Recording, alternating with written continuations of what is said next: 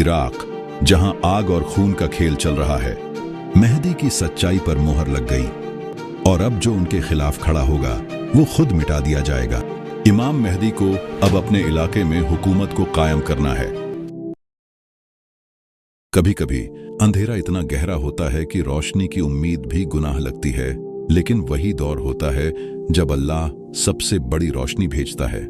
जमीन पर गुनाहों की काली रात तारी थी। मस्जिदें तो थीं, मगर नमाजें दिल से गायब थीं।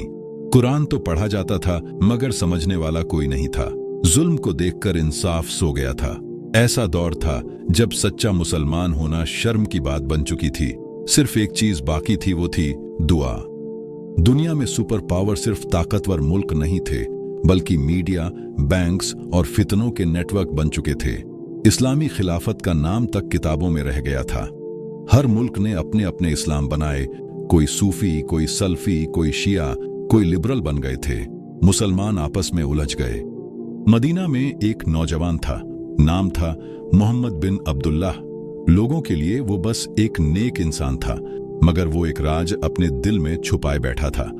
उसने कई बार अकेले में कुरान पढ़ा, रोया और सजदों में कहा, या अल्लाह, अगर तू ही मुझे चुनेगा तो मुझे छुपा दे, मुझे दुनिया का लालच न दे, मुझे अपने लिए बचाए रख। उसे खुद नहीं पता था कि वो वही है जिसके बारे में 1400 साल पहले रसूलुल्लाह ने फरमाया था, अगर दुनिया के खत्म होने में सिर्फ एक दिन बाकी रह जाए, तब भी अल्लाह एक शख्स भेजेगा जो मेरा नाम और मेरे बाप का नाम रखता होगा, और वो जमीन को इंसाफ से भर देगा। लेकिन इससे पहले कि हकीकी इमाम मेहदी का ज़ुहूर हो, दुनिया एक ऐसे फरेबी दौर से गुजरेगी जहां हर कोने से एक नया मसीहा पैदा होगा। कोई कहेगा मैं ही मेहदी हूं, कोई कहेगा मुझे अल्लाह ने चुना है, कोई अपने पीछे हथियारों की ताकत लेकर आएगा, कोई सोशल मीडिया और वीडियो के जरिए दीन का तिजारत करेगा। 30 से ज्यादा झूठे मेहदी उठेंगे। कुछ तो अपने चेहरे पर दाढ़ी और आंखों में आंसू लेकर लोगों को धोखा देंगे। लाखों लोग उनके पीछे चल पड़ेंगे, मगर वो सब फरेब होंगे। जब दुनिया आग का दरिया बन चुकी होगी और इंसाफ की तलाश हर दिल में बेकरार होगी, तब मदीना के एक कोने में एक सादा सा नौजवान अपने सजदों में डूबा मिलेगा। उसकी आवाज गूंजेगी नहीं, मगर उसकी दुआओं से आसमान कांपता होगा। लोग उसे पहचान लेंगे, कुछ बुजुर्ग, कुछ औलिया, कुछ वो लोग जिनके दिल जिंदा हैं। वो कहेंगे, तू ही है मेहदी जिसकी बशारत खुद रसूलुल्लाह ने की थी। मगर वो शख्स कहेगा जिसका नाम मोहम्मद होगा, जो सच्चे इमाम मेहदी होंगे, नहीं, मैं कोई नहीं, मुझे छोड़ दो, मैं इस खिलाफत के लायक नहीं हूं। खिलाफत की जिम्मेदारी से बचने के लिए इमाम मेहदी मदीना से मक्का हिजरत कर जाएंगे, मगर अल्लाह के नेक बंदे उन्हें वहां भी ढूंढ निकालेंगे और फिर काबा के सामने मजबूरी में आंखों में आंसू लिए हुए इमाम मेहदी बैत कबूल करेंगे। वो बैत जो उम्मत को फिर से एक करेगी, वो सजदा जो एक नए दौर की शुरुआत बनेगा। जब इमाम मेहदी ने आखिरकार खाना काबा के सामने बैत कबूल कर ली, तो ये खबर पूरी दुनिया में आग की तरह फैल गई। शाम, सीरिया का बादशाह, जो खुद को इस्लाम का ठेकेदार समझता था, जिसके तख्त पर जुल्म बैठा था, जिसकी फौजें मजलूमों का खून पीती थीं, वो बौखला गया। उसने कहा, कौन है ये मेहदी? मेरी इजाजत के बिना खलीफा कैसे बन गया? मैं इसे मिटा दूंगा। और फिर उसने एक बड़ी फौज तैयार की। हजारों सिपाही, हथियार, घुड़सवार, टैंक और तजुर्बेकार सिपह सालार।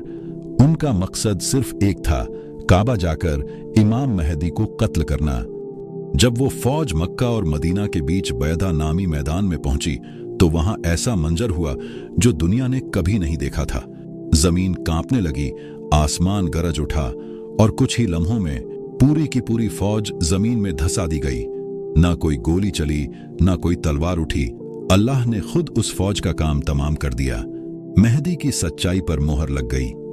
इस वाकये के बाद पूरी दुनिया को यकीन हो गया कि इमाम मेहदी झूठे नहीं, सच्चे हैं। अल्लाह उनकी मदद कर रहा है और अब जो उनके खिलाफ खड़ा होगा वो खुद मिटा दिया जाएगा। इमाम मेहदी को अब अपने इलाके में हुकूमत को कायम करना है, मगर आसपास के इलाकों में, यमन जहां हौसी जैसे विद्रोही इस्लाम के नाम पर कत्ल कर रहे हैं, इराक जहां आग और खून का खेल चल रहा है, हिजाज जहां सऊदी बादशाही गिर चुकी होती है, इमाम मेहदी इन जगहों पर जिहाद नहीं, इंसाफ के साथ कदम रखते हैं। बिना बेगुनाहों को नुकसान पहुंचाए सिर्फ जालिमों को हटाकर वो पहला इलाका साफ करते हैं। यरूशलेम, जहां आज भी इजरायली टैंकों के साए में अजान दी जाती है, इमाम मेहदी वहां पहुंचते हैं और वहां पहुंचकर इमाम मेहदी एक खतरनाक जंग लड़ते हैं। मगर इस जंग में 30,000 मुसलमान शहीद होते हैं। 7 दिन तक रातें खून में रंगी रहती हैं। इजराइल और पश्चिमी ताकतें यरूशलेम में सब जमा हो जाती हैं। इमाम महदी अपने 313 खास लोगों के साथ पाक जमीन की आखिरी लड़ाई लड़ते हैं और फिर बैतुल मक़दिस फतह हो जाता है और पहली बार वहां हक का निजाम लौटता है। इसके बाद फिर एक ऐसी खौफनाक जंग होती है कि हदीसों में लिखा है, अगर कोई वहां मौजूद नहीं होगा तो समझो उसने खैर खो दी। मलहमा ए कुबरा यानी ग्रेट वॉर, ये जंग 80 देशों की फौज के खिलाफ होती है, जिसमें मुस्लिम आर्मी 960,000 और क्रूसेड आर्मी 1.2 मिलियन से ज्यादा होती है। यह जंग घोड़ों, तलवारों, हाथों और दुआओं से लड़ी जाती है। इस जंग में 3 में से 2/3 मुस्लिम फौजें शहीद हो जाती हैं, लेकिन तीसरी टुकड़ी जो पीछे नहीं हटती वही इस्तांबुल को फतह करती है। हदीस में आता है कि यह जंग इतनी लंबी होगी जिसमें तलवारें घिस जाएंगी और लोग दुश्मन की आंखों में आंखें डालकर लड़ेंगे। इस जंग के ठीक बाद जब दुनिया थक चुकी होगी तब दज्जाल निकलेगा। उसके पास जन्नत और जहन्नम की ताकत यानी धोखा होगा। वो सूखी जमीन को हरा करके दिखाएगा। दज्जाल एक आंख से काना होगा और चेहरे पर काफिर लिखा होगा। दज्जाल का सबसे पहला शिकार होगा अकीदा। मुसलमानों के कुछ लोग भी उसके जाल में फंस जाएंगे। जब उम्मत हार की कगार पर होगी, जब दज्जाल दमिश्क पर हमला करेगा, एक सुबह सफेद मीनार से ईसा अलैहिस्सलाम उतरेंगे। लोगों को लगेगा कि कोई फरिश्ता आया है। जब दज्जाल पूरी दुनिया में कहर मचा रहा होगा और ईमान वालों को बहका रहा होगा, तब ईसा अलैहिस्सलाम उसे बाब एलुद नामक जगह पर खत्म कर देंगे। जब दज्जाल खत्म हो जाएगा तब दुनिया राहत की सांस लेगी। इसके बाद इमाम मेहदी की हुकूमत पूरी दुनिया में कायम हो जाएगी। चारों तरफ अमन फैल जाएगा।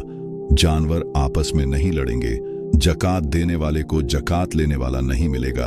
औरतें रात में सफर कर पाएंगी। फिर जब इमाम मेहदी इस फानी दुनिया से रुखसत होंगे, तब ईसा अलैहिस्सलाम उनका जनाजा पढ़ेंगे।